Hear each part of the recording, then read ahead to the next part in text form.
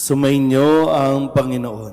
At sumayo rin. Ang mabuting balita ng Panginoon ayon kay San Mateo. Papuri sa iyo, Panginoon.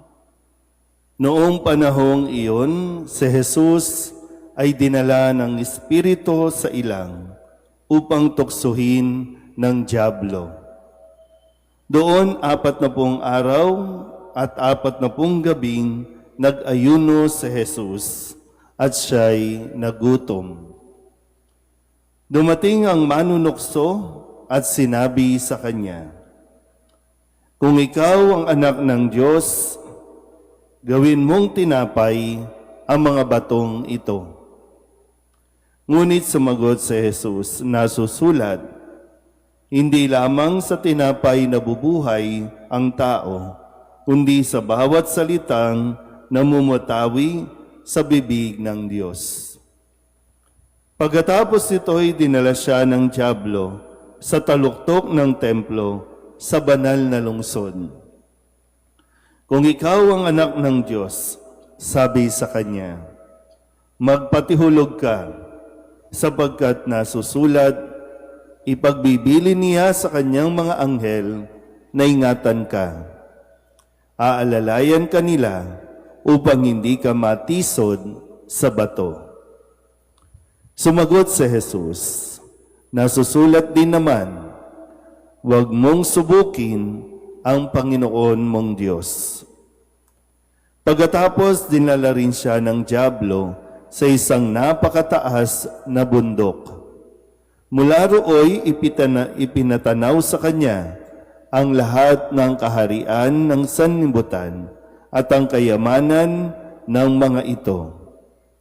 At sinabi ng dyablo, "Ibibigay ko sa iyo ang lahat ng ito, kung magpapatira pa ka at sasamba sa akin."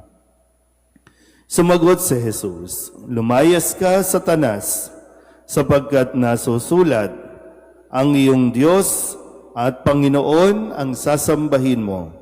Siya lamang ang iyong paglilingkuran." At iniwan siya ng dyablo.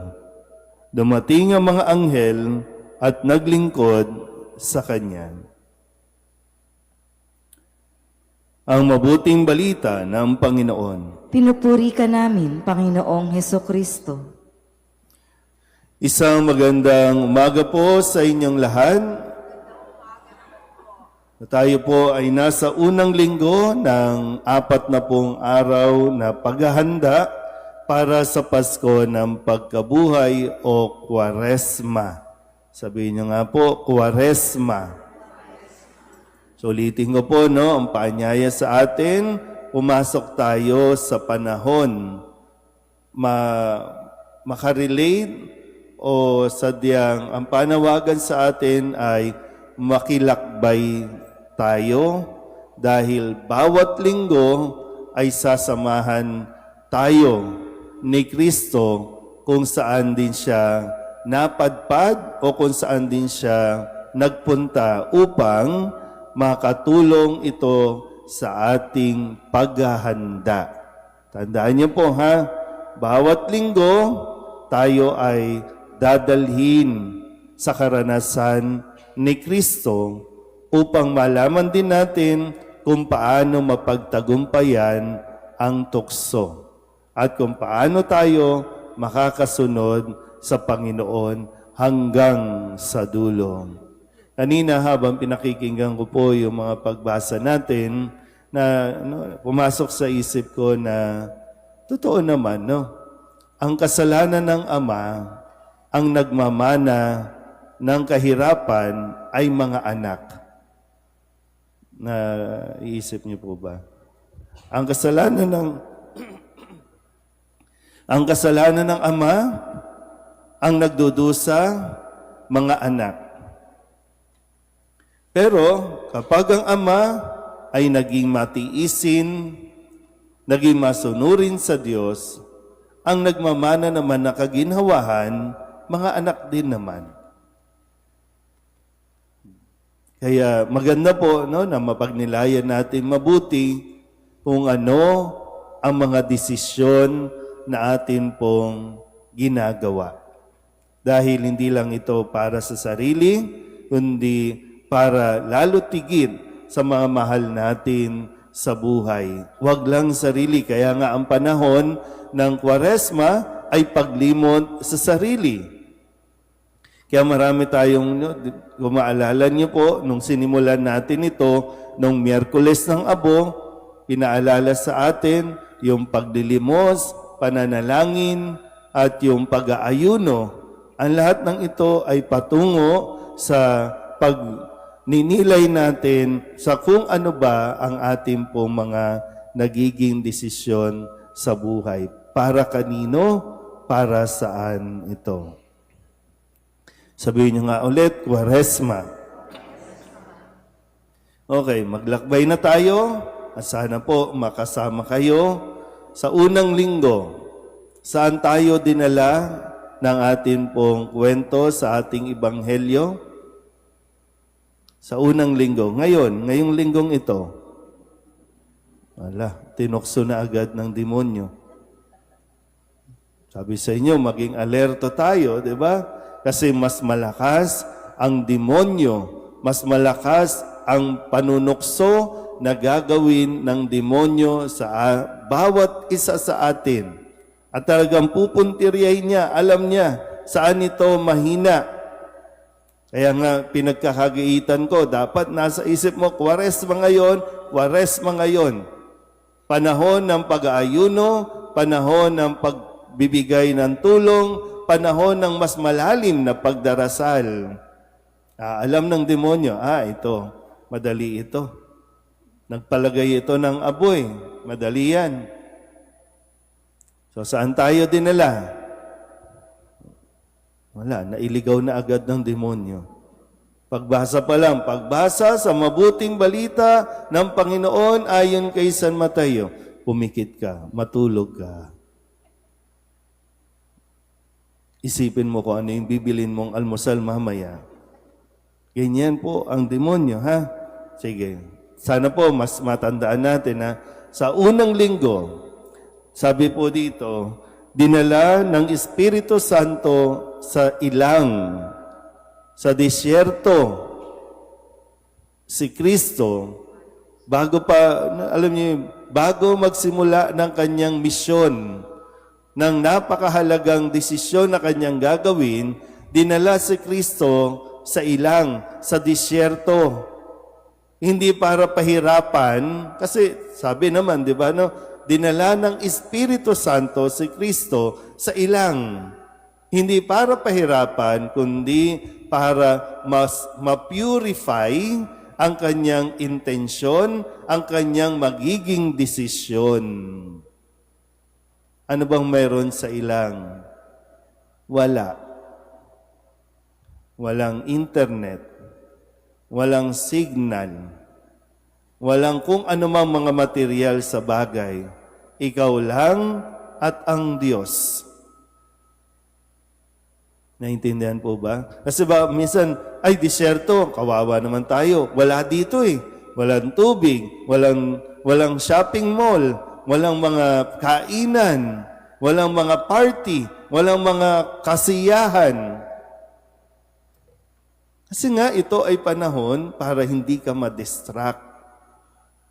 Pero yun nga po, sabi ko, malinaw din na pagkatapos at sa 40 gabing pag-aayuno, di ba sabi doon, 40 araw at 40 gabing nag-ayuno si Jesus at siya'y nagutom. Tingnan nyo nga mga mukha ng katabi nyo kung gutom.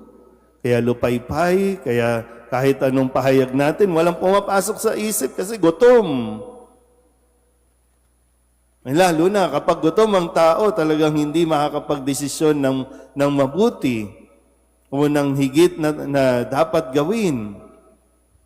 Kaya, akala ng demonyo, makukuha niya si Kristo. Tandaan niyo po, may gagawin si Kristo. Ano ang desisyon na gagawin niya? Susundin ba niya ang kalooban ng Diyos na siya ay ipapako sa krus, mamamatay, at muling mabubuhay? Hindi madali yun. Sakit yun. Biri mo, no? Pinapakita na. Ipapako siya sa krus. So magdidesisyon siya ngayon. Kasi ang kanyang desisyon na pagkamatay sa krus, magkaiba po yung nagpakamatay. Ha? Hindi siya nagpakamatay. Ha? Yun ay parusa. Pero ang desisyon niya na tanggapin ang parusang ito, kaligtasan ng tao. So, iaalay ko bang sarili ko para sa mga taong ito? Kaya, ayaw ng demonyo na maligtas ang tao. Na sa simula pa lang, ginulo niya na ang isipan ng tao. Nang linlangin niya sina Eva at Adan sa ating unang pagbasa. Totoo ba na bawal kainin? Na ganun maglaro. Kaya ito tayo ngayon, sabi dito, nagutom si Jesus. At doon pumasok ang demonyo. Sabi ng demonyo, no? Sige nga, kung talagang ikaw ang anak ng Diyos, ibig sabihin, may kapangyarihan ka, di ba? Nagugutom na. Naririnig nyo ba minsan yung tiyan nyo kapag gutom ka na yung parang di ba ganun, no? Mas madalas ngayon yan. Kapag nag-aayuno ka, kung kailan ka nag-aayuno, doon ka talaga, dati naman kaya mong hindi kumain. Pero sa panahon ng pag-aayuno, doon talaga, kumain ka na, kumain ka na. Ang sabi niya, kung talagang anak ka ng Diyos, di ba anak ka ng Diyos, may kapangyarihan ka. Yung mga bato, kaya mong gawing tinapay. Pangalawa, sabi ng demonyo ay, ginamitan pa ng demonyo ng Biblia. Ginamitan pa ng salita ng Diyos. At ang sabi, nasusulat. Di ba? Nasusulat. Iingatan ka ng mga anghel. Hindi ka matitisod. Nakasulat yan. Di ba, no? Ang demonyo, alam din kung ano ang nasa Bible. Kaya mag-ingat-ingat kayo sa mga taong quote ng Bible.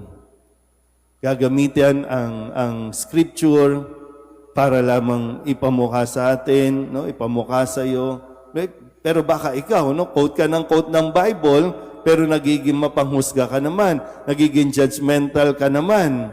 Malayo-malayo doon sa ano ba ang aral ng salita ng Diyos. Pangatlo, ang sabi ay, ibibigay ko sa iyo lahat. Di ba? Ipinatanaw ng demonyo kay Kristo ang lahat ng kaharian, maging ang kayamanan ng mundong ito.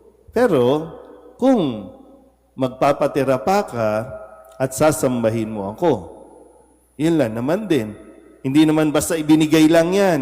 Nangangako yung demonyo, bibigay ko sa iyo ang mga perang yan, ang kayamanang yan. Pero, may kapalit. Sasambahin mo ako. Ako magiging Panginoon mo. Kaya, shout out sa mga alipin ng pera. Tingnan nyo yung katabi ninyo kung alipin ng pera. So maganda mapagnilayan din natin yung mga kagutuman natin. Gutom tayo Ang tao, maraming kagutuman yan. At ang kagutuman na yan ang gagamitin ng demonyo para mapasok tayo. Literal, kapag gutom ang tao, madaling umalis sa Diyos. Kung sino ang nagpapakain, kung sino ang magbibigay ng ayuda, doon tayo sumasamba.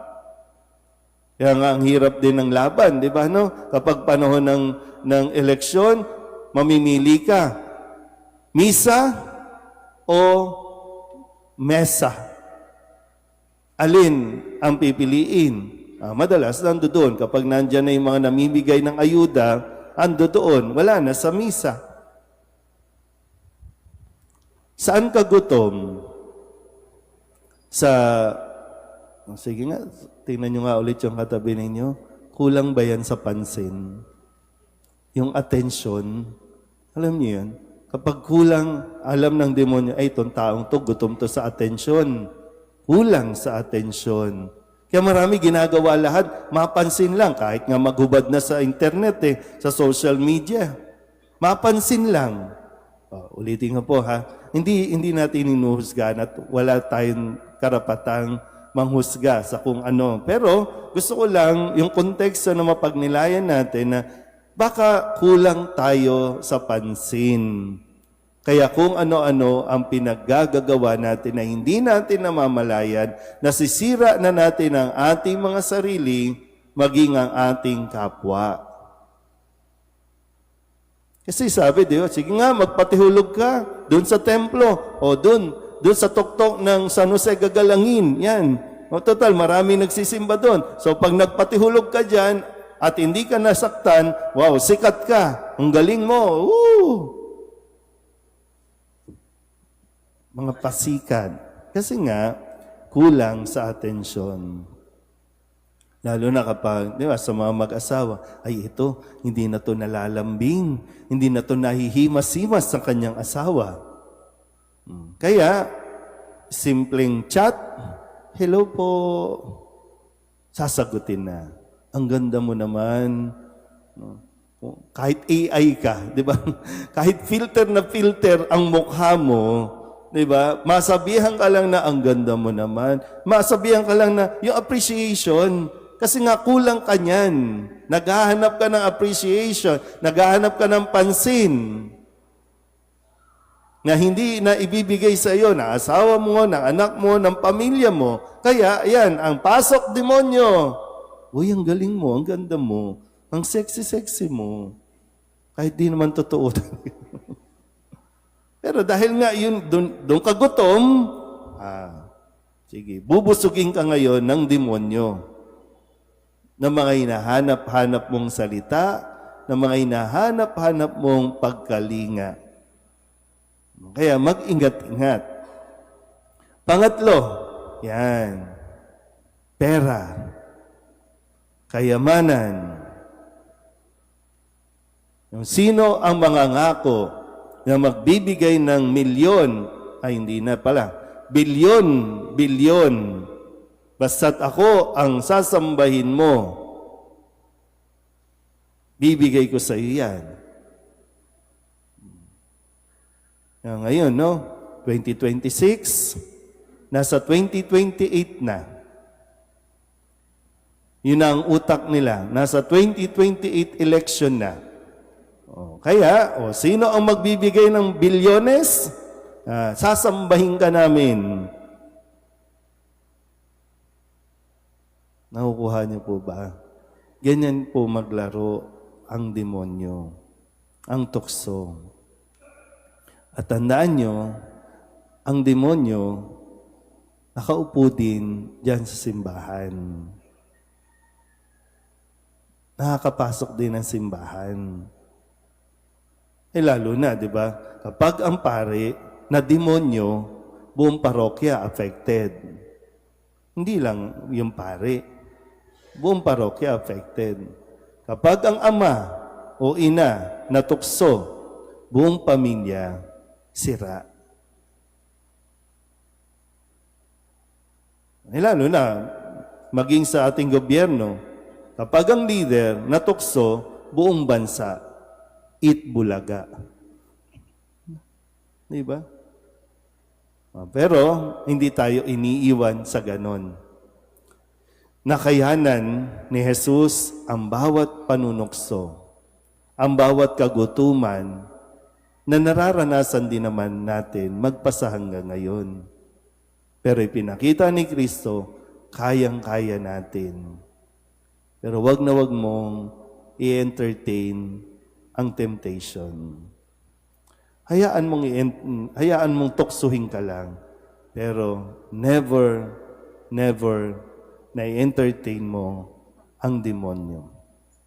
Kasi makikipaglaro talaga yan hanggang sa pagdating ng panahon, talo ka sa laro. So, nawa, sa unang linggong ito, mapagnilayan natin ng mabuting kung saan tayo gutom at hayaan mong ang Panginoon ang magpuno at magbigay sa atin sa ating mga kagutuman. Amen?